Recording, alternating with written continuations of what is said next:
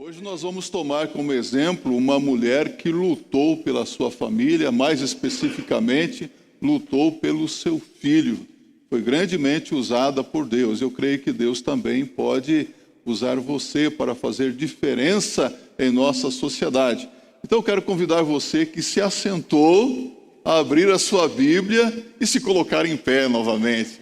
Vamos abrir a Bíblia no segundo livro, Êxodo, capítulo 2, versos de 1 a 10. Livro do Êxodo, capítulo 2, versos de 1 a 10.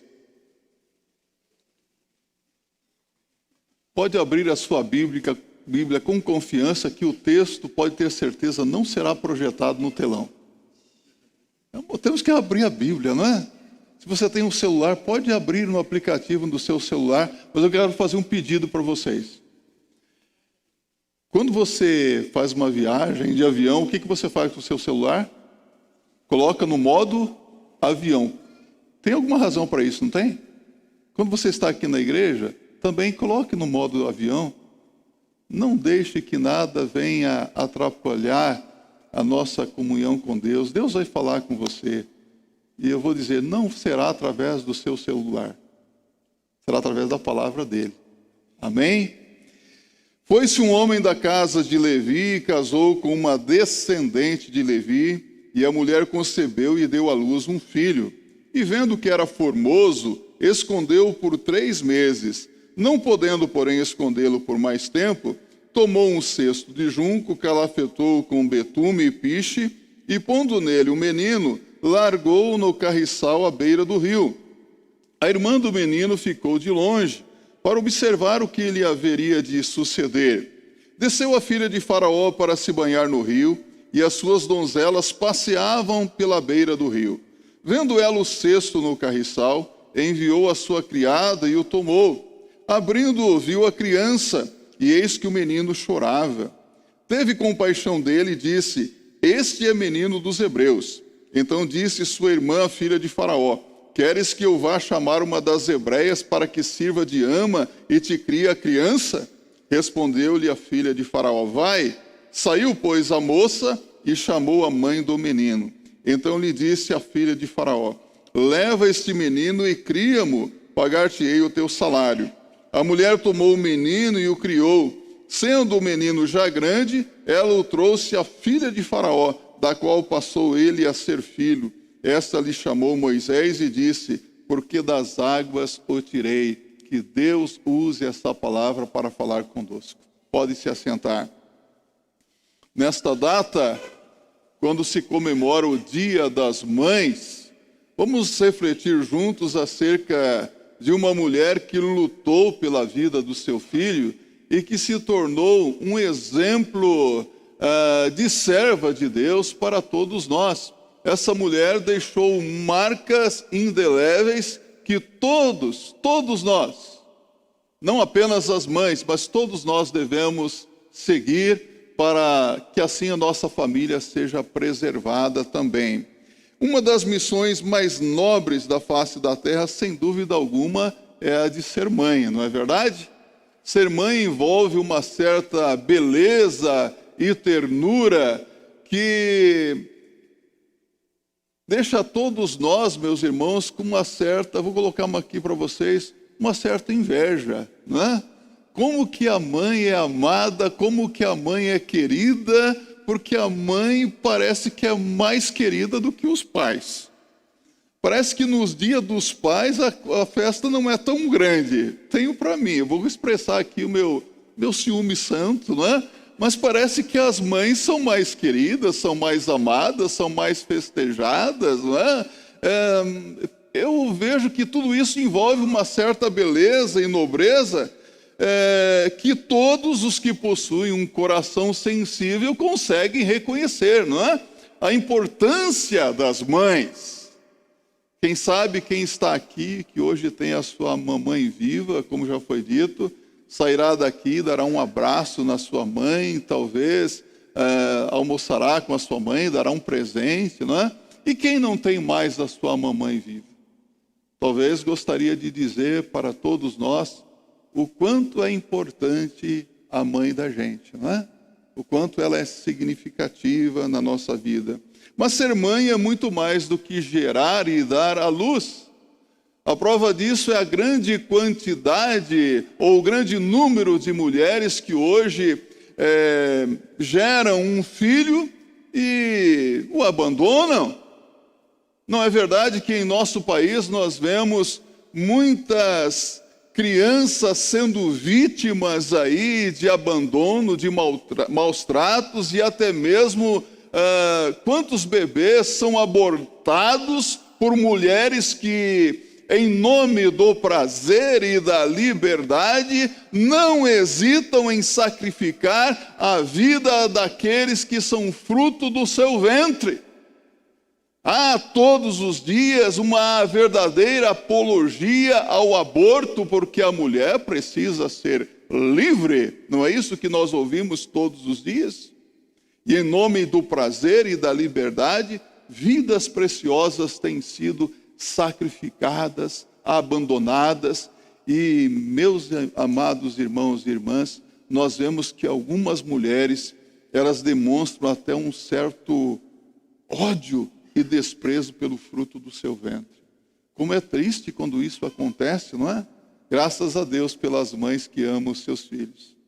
Ser mãe é amar, ser mãe é cuidar, ser mãe é lutar pela vida dos seus filhos, não é? Graças a Deus pelas mães que têm lutado pelos seus filhos, pela sua família. Ser mãe é isso? Ser mãe é mais do que gerar a luz, ser mãe é amar. E como as mães amam, não é? As mães se importam com os filhos de uma maneira tremenda. Quanto cuidado, meu filho, olha, vai chover, pegue o guarda-chuva. Meu filho saiu com agasalho, tantas preocupações. Olha, cuidado para não chegar tarde em casa. Olha, tantos perigos aí nas ruas. Ora, se nós dessemos oportunidades aqui para que os filhos dissessem a respeito das preocupações de suas mães, meu Deus, nós ouviríamos muitas frases que são ouvidas todos os dias aqui, não é verdade? E frases que demonstram zelo, cuidado. Deus, o nosso Deus, é o doador da vida. E por isso mesmo as mães possuem uma missão singular, a missão de também doar a vida. Vidas são geradas da sua própria vida. Isso não é lindo? Não é impressionante? Não é maravilhoso? Isso só é possível porque uma mãe gerou e lhes deu vida dentro de seu próprio ventre. Quantas e quantas mães hoje se alegram pelo fato de terem dado à luz a um filho, a uma filha. E quantas outras mulheres, quem sabe, gostariam de ter esse privilégio de ser mães, não é mesmo? Então, nesta manhã, eu não quero trazer um sermão de exortação às mães, que não seria apropriado.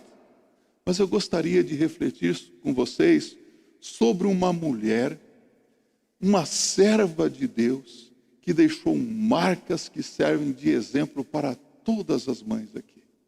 E não apenas para as mães, mas para todos nós que realmente queremos ser usados por Deus para fazer diferença na nossa nação. A Bíblia nos fala aqui de Joquebede, a mãe de Moisés, cujo nome significa Jeová é glória, ou Jeová é grande, grande é Jeová. Esse é o significado do nome de Joquebede. Joquebede casou-se com Arão, e pasmem vocês, ela se casou com o seu sobrinho, numa época em que Deus ainda não havia se posicionado ou não havia dado nenhuma palavra a respeito desse tipo de união. Mas quando veio a lei, conforme Êxodo capítulo 18, verso 12, Deus proibiu esse tipo de relacionamento. Deus não permitiu que isso acontecesse mais.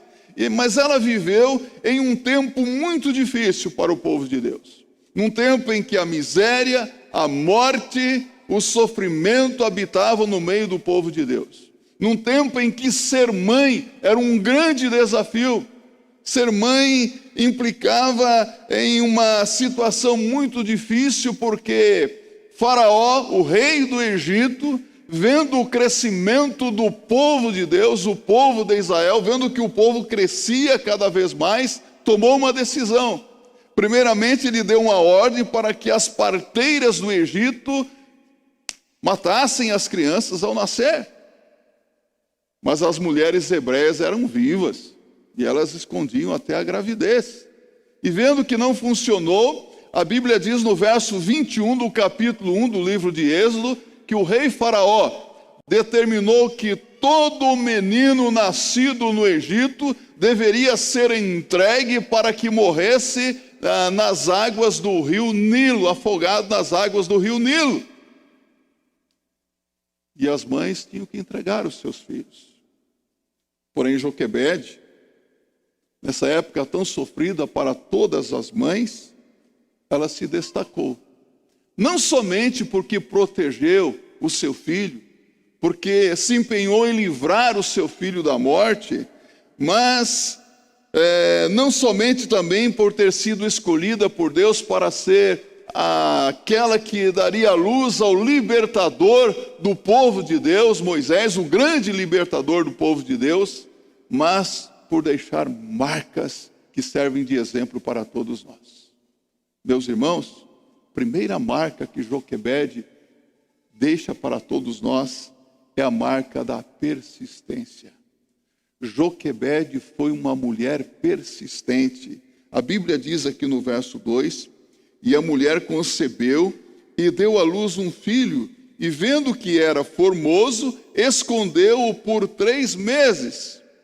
Eu vejo aqui que essa mulher se destaca, porque ela não é como algumas pessoas que desistem facilmente dos seus sonhos, dos seus ideais. Há pessoas que têm muitos sonhos, têm planos na vida, têm alvos, mas quando surge um obstáculo, logo desistem.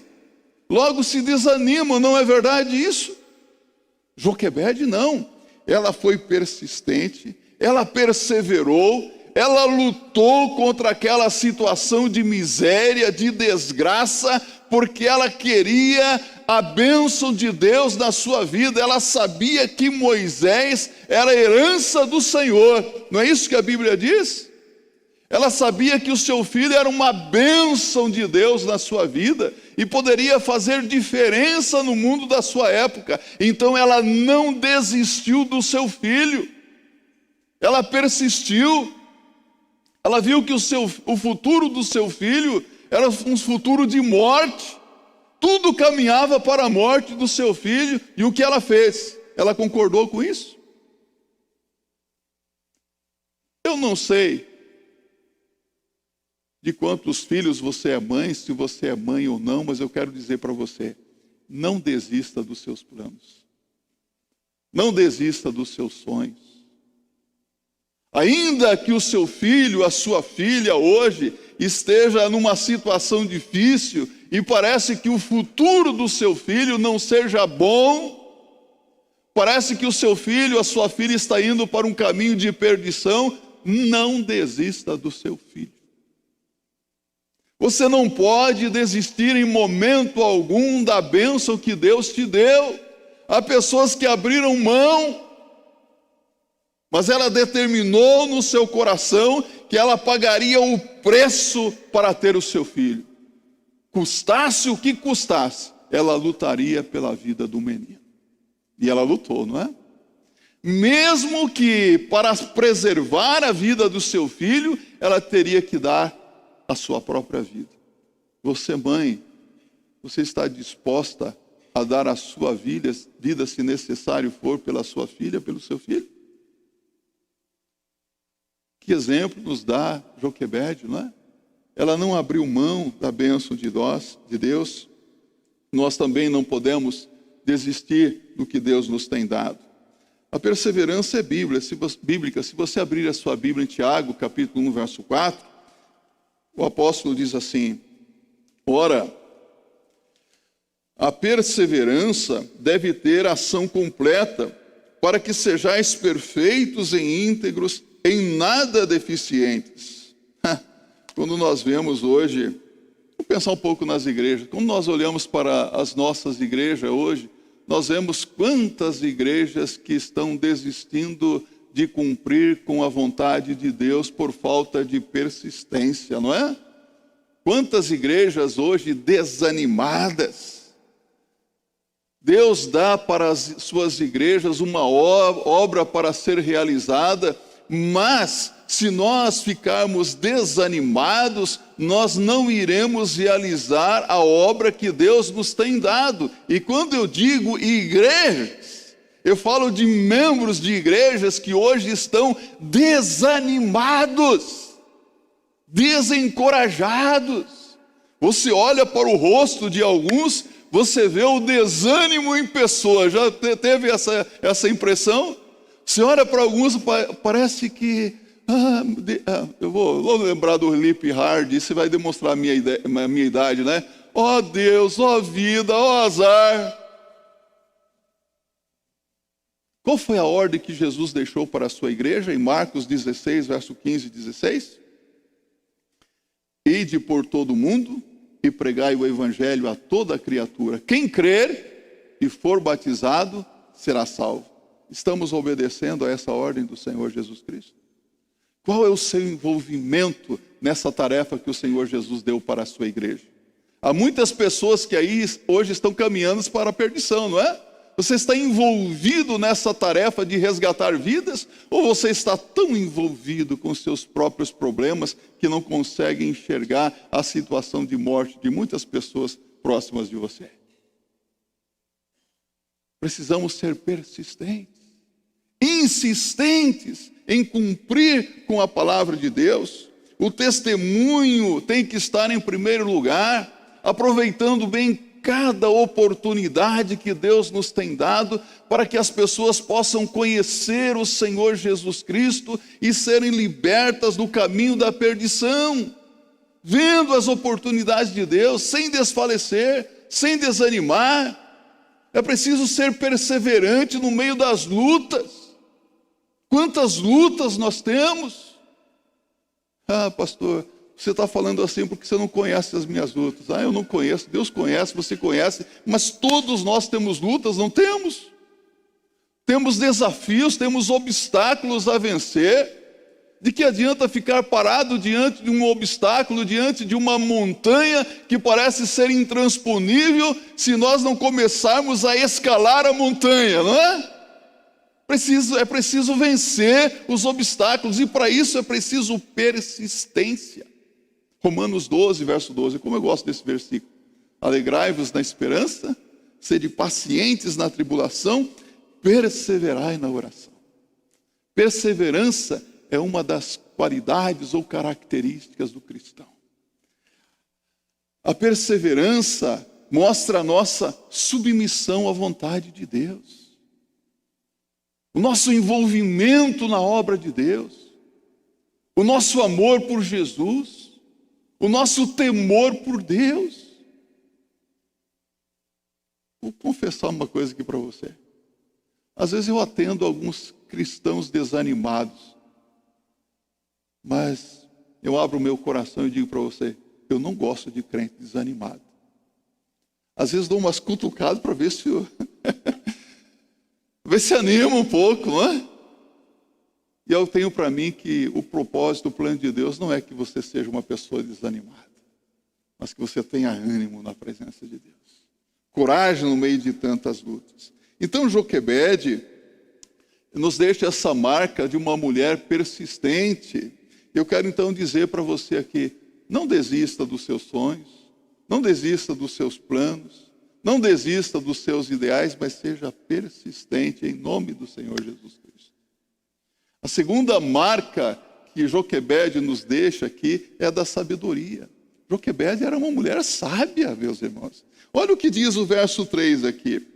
Não podendo, porém, escondê-lo por mais tempo, tomou um cesto de junco, calafetou-o com betume e piche, e pondo nele o menino, largou-o no carriçal à beira do rio.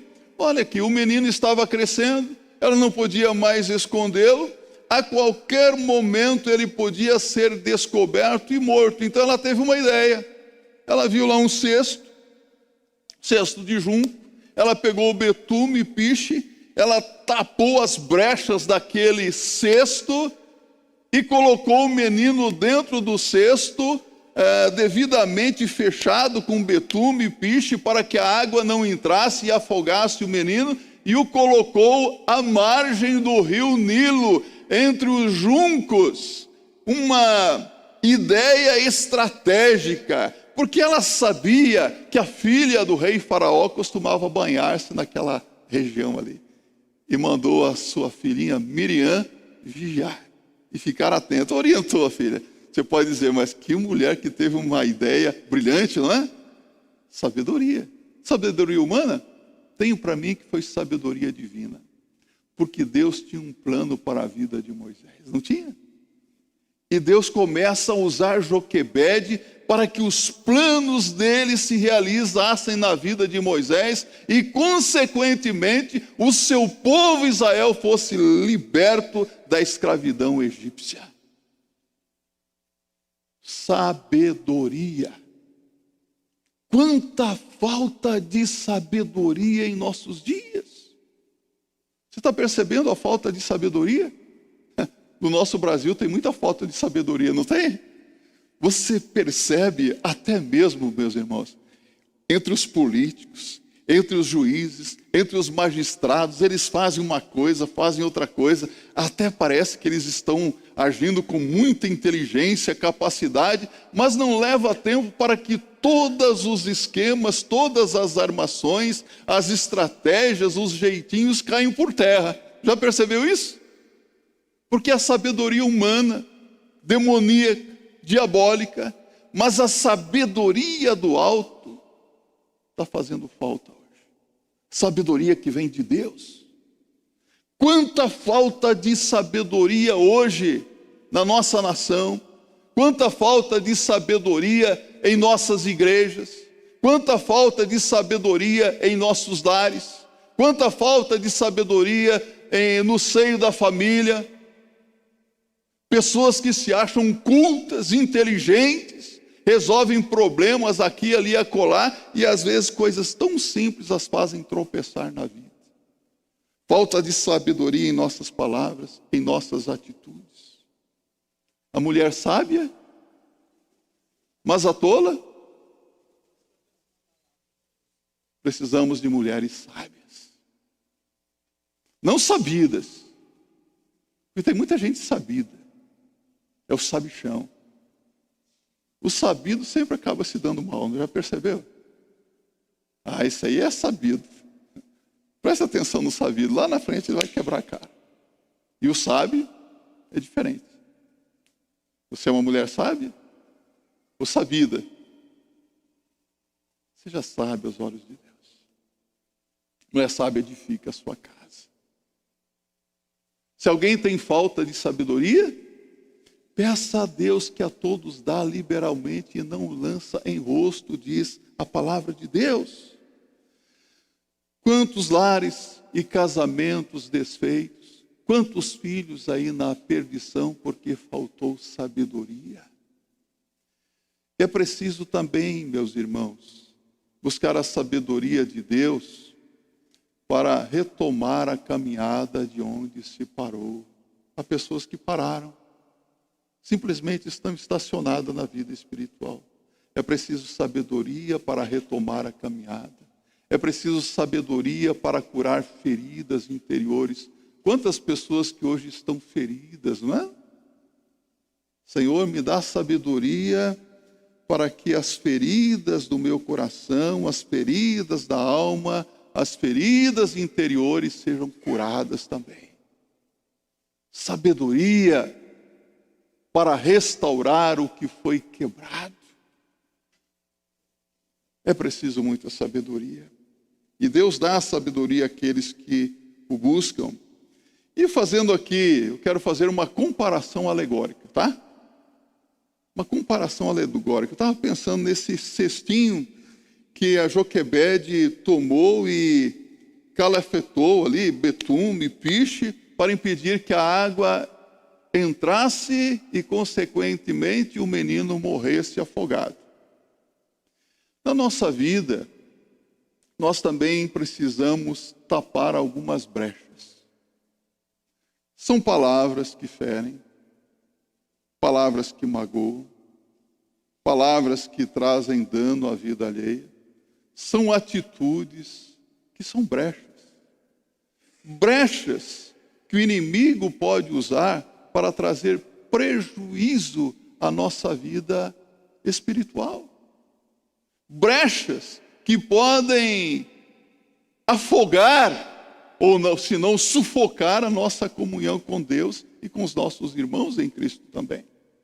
Será que existe alguma brecha na minha vida, na sua vida, que precisa ser fechada, tapada?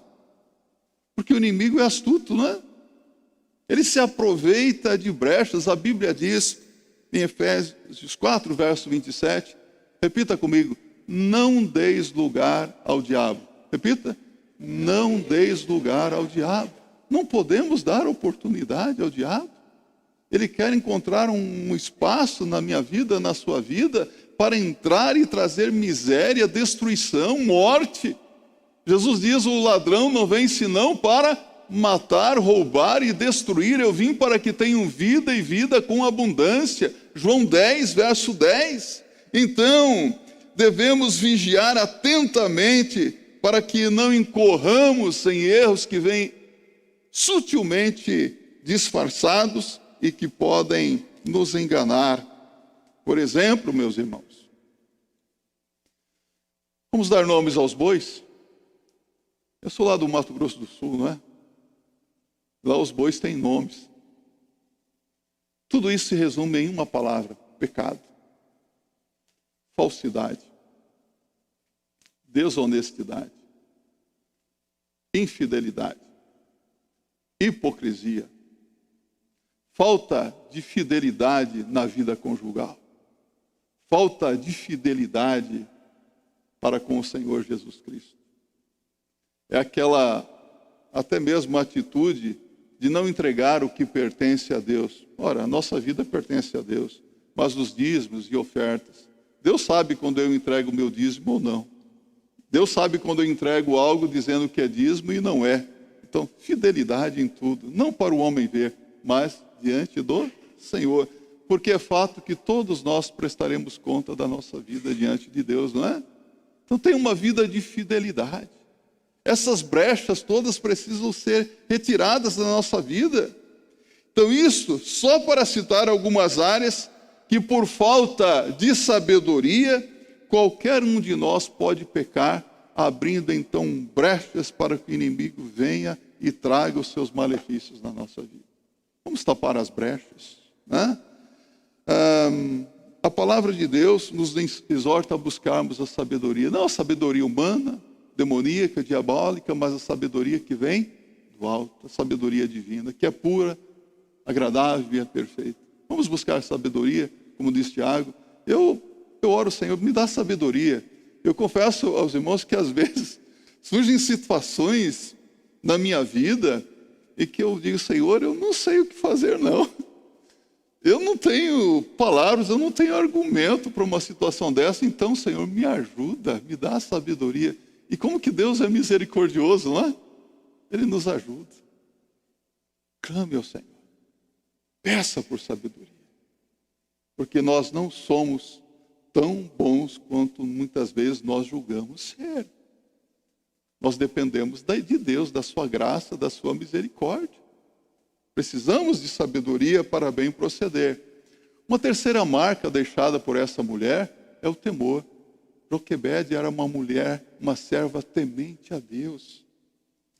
Sabe por que ela não entregou Moisés para ser morto? Você vai dizer: porque ela amava o seu filho. É verdade. Ela tinha muito amor pelo seu filho. Mas, para mim, maior do que o amor que ela sentia pelo seu filho, era o temor que ela tinha por Deus. Era uma mulher temente a Deus. Como precisamos de mulheres tementes a Deus, não é verdade? Eu lembro que Billy Graham, certa ocasião, disse assim: nunca confie em uma mulher que não tem o temor de Deus. Repita comigo: Nunca confie em uma mulher que não tem o temor de Deus. E é fato. As mulheres tementes a Deus são diferenciadas, são especiais. As mulheres tementes a Deus são usadas por Deus. Ela sabia qual era a vontade de Deus, ela tinha convicção de que Deus não queria que o seu filho morresse. Ela acreditava que Deus tinha um plano para a vida daquele menino. Ora, por isso ela foi levada a obedecer a Deus. Pensem aqui comigo, não seria fácil para ela talvez fazer como as demais mães hebreias daquela época que entregaram os seus filhos? Ela poderia dizer: não está na minha alçada proteger o menino, eu não tenho poder para livrá-lo das mãos de Faraó. Mas aquela mulher, por temer a Deus, por amar o seu filho, lutou para preservar a vida de seu filho. E eu acredito que ela lutou na presença de Deus em oração. Joquebede tinha uma vida de oração. Ela orava todos os dias pedindo para que Deus preservasse a vida de seu filho, para que Deus o livrasse da morte. Eu pergunto para você que é mãe, você não faz isso todos os dias? Você não ora pela sua filha, pelo seu filho? As mães oram, os pais oram, mas eu tenho para mim que as mães oram mais do que os pais. Mãe ora por tudo, não é? Senhor, abençoa meu filho que está voltando da faculdade, livra ele de ser assaltado, livra ele dos perigos dessa vida. Pede pela preservação física, pede pela vida profissional, pela vida estudantil, pela vida material, pela vida emocional, mental, inclusive sentimental. Tem mãe que ora até pedindo a Deus para que Ele dê uma mulher certa para que o filho case. Não é verdade? O pai pode não fazer isso, mas a mãe faz.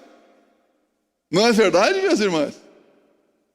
Nós os homens às vezes, mas a mulher ora por tudo. E essa mulher aqui orou, gastou tempo na presença de Deus. Tiago 5, verso 16 diz: muito pode por sua eficácia a oração feita por um justo. Vamos dizer juntos? Muito pode por sua eficácia a oração feita por um justo. Uma mulher temente a Deus, quando ora, milagres acontecem, meus irmãos. Sabe, Joquebede deixa a marca da bênção de Deus sobre a sua vida. Uma mulher abençoada. Olha aqui o verso 7 a 9. Então disse sua irmã, a filha de Faraó: queres que eu vá chamar uma das hebreias que sirva de ama e te crie a criança? Respondeu-lhe a filha de Faraó: vai. Saiu, pois, a moça e chamou a mãe do menino. Então disse a filha de Faraó: leva este menino e cria-mo, pagar-te-ei o teu salário. A mulher tomou o menino e o criou. Você não está vendo aqui uma mulher abençoada? Oh, meus irmãos, a Bíblia diz que quando a filha de Faraó olhou para o menino, viu que era dos hebreus, mas ela sentiu compaixão. Pergunto para vocês, quem foi que colocou esse sentimento de compaixão no coração da filha do rei Faraó? Deus. Porque Deus tinha um plano na vida do menino. E ainda mais, a Bíblia diz que o menino era formoso. Se você abrir a sua Bíblia no livro de Atos dos Apóstolos, salvo engano, Atos dos Apóstolos, no capítulo 4, deixa eu pegar aqui para vocês. A Bíblia diz que Moisés era formoso. Isso mesmo, Moisés era formoso. Formoso aos olhos de Deus. Não apenas formoso fisicamente, mas aos olhos de Deus, Moisés era formoso. Atos 7, verso 20. Formoso aos olhos de Deus. Agora veja o que acontece. Miriam diz: queres que eu vá buscar uma mulher hebreia para que cuide dele? Vai. E Miriam foi e trouxe a própria mãe, Joquebede. E Joquebede recebe de volta o seu filho. E ela volta com o seu filho para casa, para amamentar o seu filho, e ainda recebe um din-din por isso? Ainda recebe um salário por isso? Foi isso que aconteceu? Foi abençoado ou não? A bênção de Deus é quem enriquece e faz prosperar. A bênção de Deus. Ela foi uma mulher grandemente abençoada. Todos nós precisamos da bênção de Deus. Eu preciso da bênção de Deus. Você precisa? Necessitamos da bênção de Deus em todas as áreas da nossa vida. Eu creio que se nós seguirmos o exemplo dessa mulher, se nós agirmos com persistência, com sabedoria, com temor, uma vida de oração, a bênção de Deus inevitavelmente virá sobre nós. Nós podemos nos espelhar na vida dessa mulher que serve de exemplo para todos nós. Sua persistência, sua sabedoria, seu temor a Deus, suas orações fizeram diferença, não é verdade? Eu vejo aqui que Deus usou Joquebede para mudar a história da nação hebreia, da nação de Israel. Porque de seu ventre saiu alguém que foi o libertador do povo de Deus da escravidão do Egito. Como seria maravilhoso se Deus usasse uma de nossas crianças, quem sabe aqui, não é? Aí do Ministério Infantil, para mudar a situação da nossa nação. Já pensou sair aqui desse Ministério Infantil da igreja, do meio de nós, o futuro presidente, ou vou usar a palavra uma presidenta do Brasil, que não tem no dicionário. Já pensou? Um embaixador, uma embaixadora, um ministro, alguém que venha fazer diferença na sociedade, não pode sair daqui. Mas se Deus não usar você ou seu filho para mudar a nossa nação, eu tenho plena certeza que a vontade de Deus é que você viva na presença dele todos os dias da sua vida. E assim você poderá ser usado por Deus, abençoado por Deus, para fazer diferença na vida de muitas pessoas que hoje estão perdidas, sem esperança, sem salvação, pessoas que estão vivendo na nossa nação como viviam as pessoas no tempo de Joquebede, pessoas que habitam no meio da miséria, no meio do sofrimento e no meio da morte. Não é esse o nosso quadro? Mas Deus pode usar você para levar esperança a muitas pessoas, para levar salvação aos perdidos. Mas isso tem que começar dentro da nossa própria casa. Lares abençoados, famílias abençoadas, famílias que façam diferença. Não famílias que sejam diferentes, porque todos nós somos diferentes uns dos outros, não somos? Famílias são diferentes, mas a família tem que fazer diferença, para a glória do nosso Deus. Amém?